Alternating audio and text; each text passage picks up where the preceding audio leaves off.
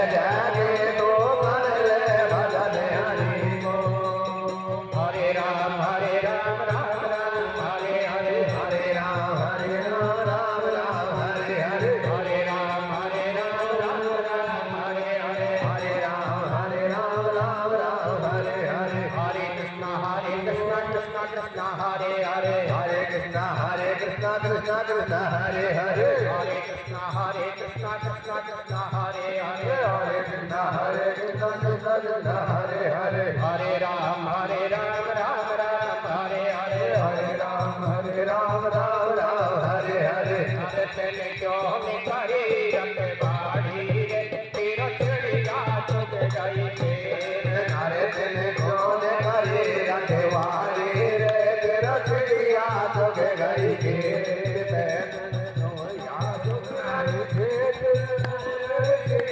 चुग गई थे, नरचन कौन करे रखवाली रे, तेरा चढ़िया चुग गई थे।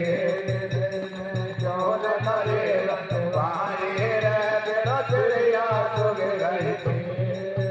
हरे हरे राम राम राम हरे हरे, हरे राम राम हरे हरे, हरे राम राम हरे हरे, हरे राम राम हरे हरे, हरे कृष्णा कृष्णा कृष्णा हरे हरे, हरे कृष्णा कृष्णा हरे हरे, हरे राम राम हरे हरे, हरे राम राम हरे हरे।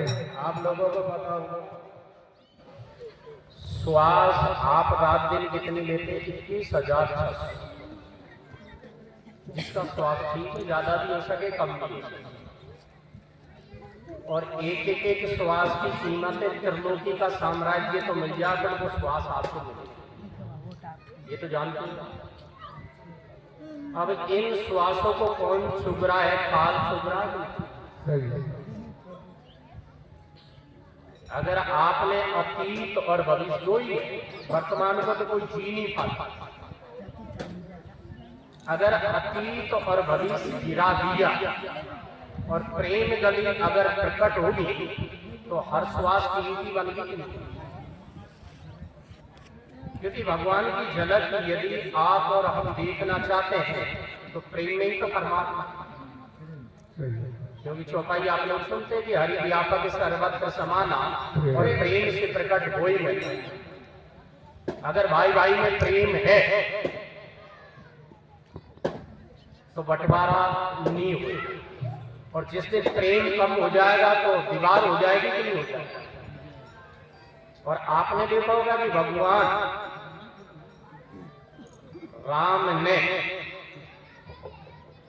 किसके संग युद्ध किया? रावण के साथ। और रावण के साथ युद्ध करने के बाद कहाँ आते हैं? अयोध्या। और अयोध्या का नर नारी ये चाहता है कि मैं राम से मिलूं। अगर राम एक से मिलने लग जाए तो लंबा समय लगेगा कि नहीं लगेगा? या परमात्मा ने अपना एक ऐश्वर्य बताया, छनमई सबई मिले भगवाना, उमा मरण ये काबू। ये तो भाई आपको पता, एक ही अनेक रूप प्रकट हो जाते हैं, सबसे भगवान मिल लेते हैं। पर ये भी कोई कीमती बात। इधर भगवान राम जब उस वक्त विमान में बैठे थे, इसके संग अपने भाई विभीषण को भी अपना भाई माना है, सखा शब्द का प्रयोग किया कि नहीं? सुग्रीव के लिए भी किया।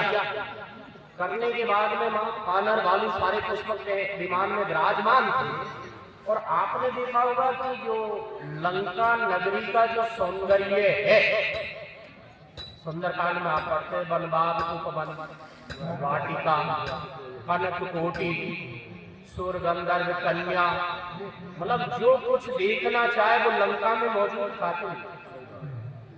और किसी कंधा का अगर प्राकृतिक सौंदर्य आप देख सकते हैं, वहां की जो गुफाएं हैं, जो शिलाएं हैं, तो बड़ी विलक्षण है कि नहीं?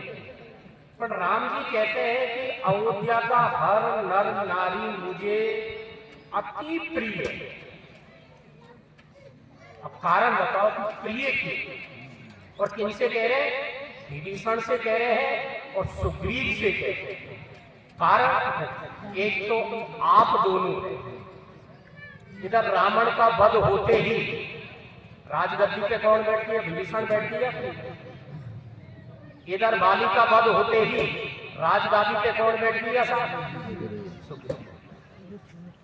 और इधर मेरा भाई 14 साल मैं जमीन पे निवास करता हूँ और मेरा भाई जमीन के नीचे बैठ के राम राम रघुपति जपत सर्वत्र नयन जल जा, एक राम का नाम लेता है और हर राम के नाम के साथ एक आंसू गिरते। अब ये प्रेम कभी खंडित हो सकता है? उस भाई भरत के कारण यहाँ के पूर्ववासी जो अयोध्या नगरी है मुझे अपनी सुहावनी नगरी है।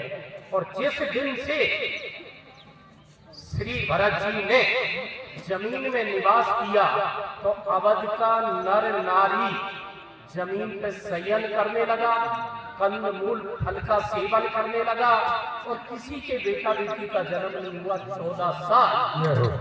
तो उनके त्याग के कारण, उनकी तपस्या के कारण, उनकी भक्ति के कारण ये पूरी मुझे बहुत सुहावनी लगती है, बहुत प्यारी लगती है। अगर आपको देश को भी चलाना है, समाज को भी चलाना है, गांव को भी चलाना है, अपने परिवार को भी चलाना है, अगर भरत जैसा त्याग आपके जीवन में आ जाए तो सारी समस्याओं का समाधान होता है कि नहीं? और जब जीवन में से त्याग निकल जाता है एक नहीं 1000 समस्या प्रकट हो जाती है। हर मन में बेईमानी का जन्म हो जाता है और बेईमानी को मतलब ही तो झाड़ को खेत है। अब झाड़ का खेत में चकिसो भी पटेल चले जाए उड़ जाएगा कि नहीं उड़ जाएगा? कपड़ा तो फटेगा, कपड़ा नहीं फटेगा तो कांटा तो लगेगा ही, कभी भी ऊंचा कर ले कपड़ा को। तो निवेदन यह है कि सबसे बड़ा धन है भगवान का नाम और नाम के द्वारा ही जीव के पास त्याग की शक्ति आती है। नाम जपो, अगर त्याग आ जाता है और गीता कहती है त्यागा शांति निरंतरम, अगर त्याग आ गया तो काम बन गया कि नहीं बन गया? अरे आपने भोजन किया, मलमूत्र के द्वारा पानी को और जो भी पाया है उसको छोड़ोगे कि नहीं छोड़ोगे?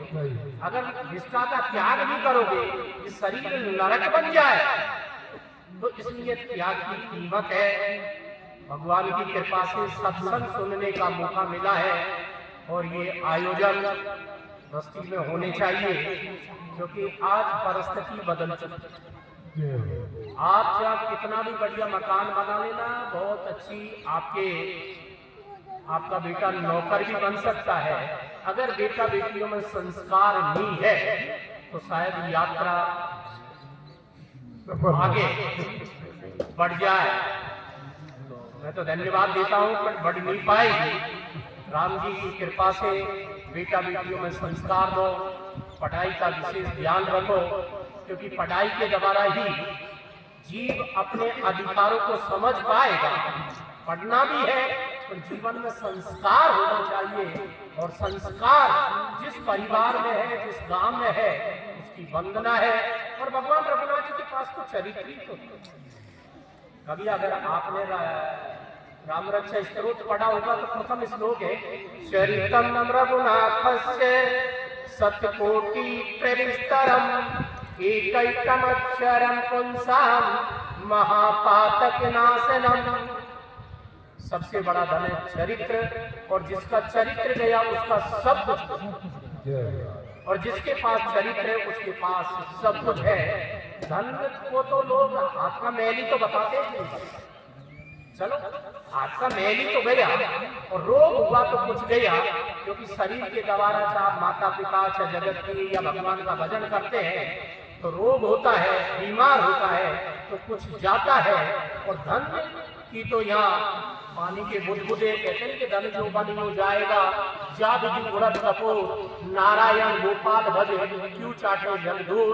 तो कीमत भगवान के नाम की है, कीमत चरित्र की है। इसलिए हमारा चरित्र बलवान होना चाहिए। हम सच्चाई से अपने जीवन को जिए, वो ही सर्वश्रेष्ठ है।